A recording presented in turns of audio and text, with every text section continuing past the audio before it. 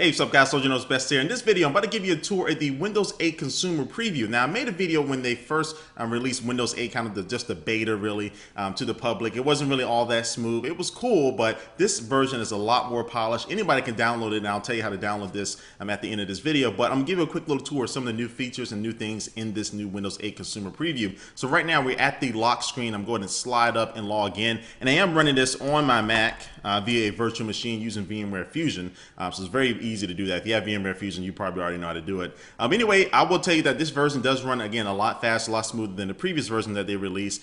You still have the same interface. This is the Metro UI interface that Microsoft is introducing in Windows 8. Now, you can still go back to the traditional layout here, desktop layout, if you wanted to just to do things regular, the old-fashioned way, but nobody wants to do that, all right? But if you want to get back to it on my Mac, I just hit the Command key. I don't know what it is on Windows. But anyway, you can customize this whole tile layout if you wanted to. You can just simply drag and hold and move all these different little tiles around to your liking. And even something like this weather one, if I right click on it, I can make it smaller if I wanted to. And really throughout this whole Windows 8 Metro UI, if you right click on basically any time while you're in it, you'll get some options at the bottom that you can do different things. Like you can uninstall this application if you wanted to, or you can unpin it from the start menu, which this is, or I can make it back larger if I wanted to. Now, if you hit this button on the bottom right-hand corner, now you can also just move these group of tiles if you wanted to. So if you have multiple layers of these things, you can move them to your liking if you wanted to. To get back out of that, just click out just like that. Now, to get to some more options in Windows 8, you need to move your mouse cursor to the top right-hand corner. And now you can do a search. You can share different information like pictures and stuff with your friends or family, email, whatever. This button gets you back to the start menu where we already are. You can share things with different devices. I'll show you that here in a little bit. And also you can get to the regular settings if you wanted to adjust the volume or notifications, networking, things like that. And going back here, I do like the search in this. You hit the search button. It has a global search to search through everything you have, or you can go and just into a specific application or just to settings and files, or an application like Internet Explorer or Mail and things like that. So I do like this search functionality of Windows 8. And also, if you move your cursor up to the top left-hand corner, you open up this multitasking pane, and once you start the slide now, you can see all your open applications here. If I want to go ahead and close out something, I can go ahead and right-click it. So if I right-click this right here and close it out, boom, it is done. Now, you can also have more than one application open at once.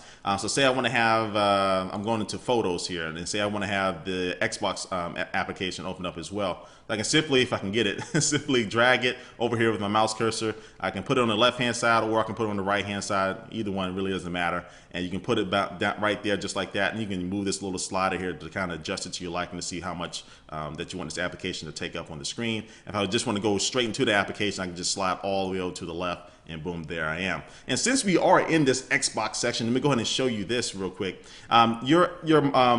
Windows 8 can communicate with your Xbox. You can sync it up together. So if you go to the settings on Xbox while you're in Xbox Live, you can sync up with this and your computer or the PC, or you're going to be on your tablet when the Windows 8 does come out for the tablets.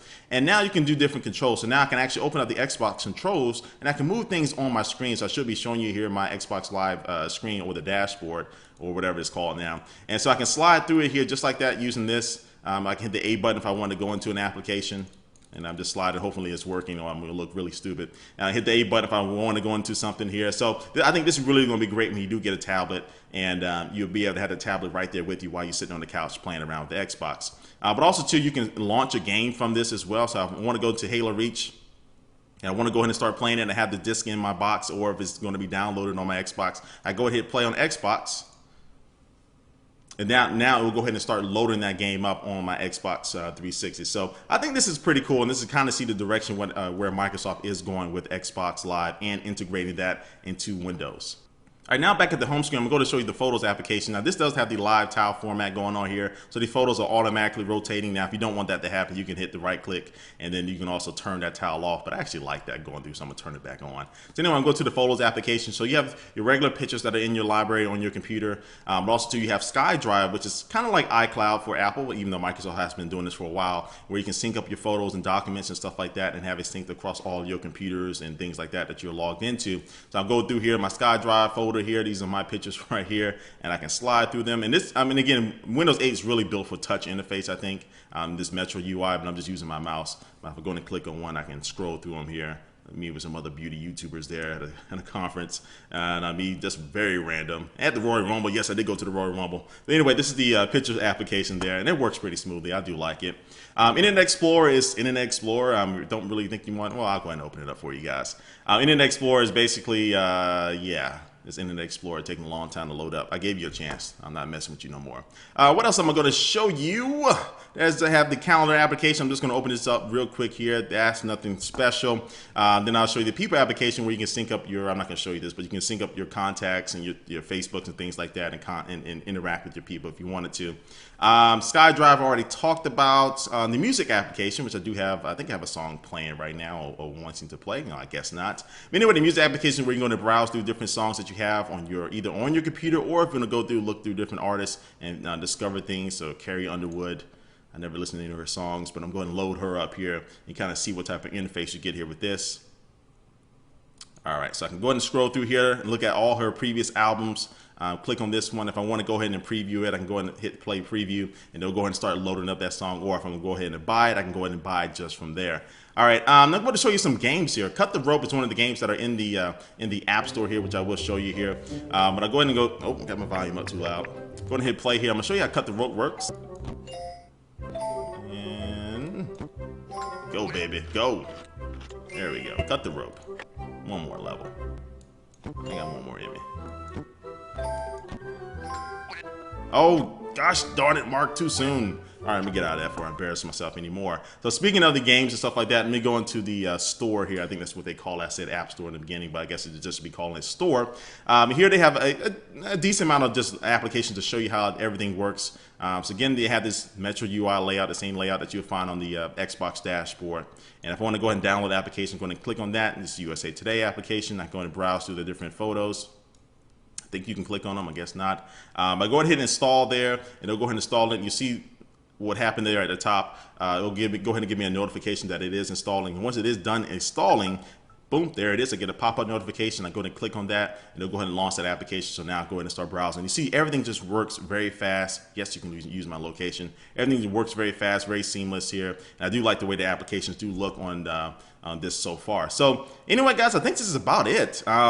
I mean, finance, I can show you some other things here. Finance is pretty cool. I do like the way this looks and everything flows with it. But this is about it, guys. It's just another look at the Windows 8 Consumer Preview. Now, if you want to go ahead and download this, guys, you can go to, I'm put the link down in the description box. You go to that link and download it. And it gives you a few options. You can download it in English, 32-bit or 64-bit. And it gives you the product key right under here that you'll need to enter to go ahead and start using it. But that's in the Chinese, French, German, and then Japanese. And here are the system requirements down here. But the link is down below if you want to go ahead and download it. Anybody can run it. You can run it via boot camp if you wanted to on your Mac, or you can run it in a virtual machine, just like I said before. All right, guys, so overall, again, I think Windows 8 is coming along very, very well. I think it's going to be a different change for people who've been used to Windows for all these years, and people haven't been following this whole transition that Microsoft is going through, which is a pretty bold transition. But I think most people find that this is a pretty cool operating system. I do like this Metro UI, and again, if you don't like it, you can always go back to the regular desktop layout and do things just like normal. So anyway, I can't wait to see what else Microsoft has in store for Windows 8. Leave a comment down below about what you think about this Windows 8 Consumer Preview. I know a lot of you out there probably already downloaded it. And thanks for watching, guys, and I will catch you later. Peace.